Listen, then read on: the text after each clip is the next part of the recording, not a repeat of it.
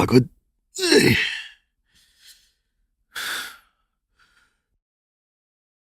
grabe. Sobrang traffic.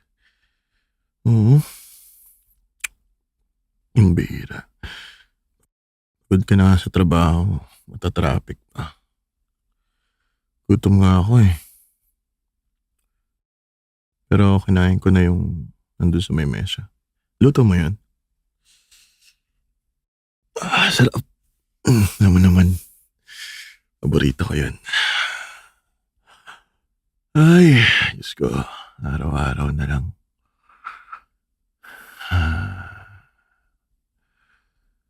Pakiano nga to. Yan, patanggal nga yung botones. Thanks. Ito pa.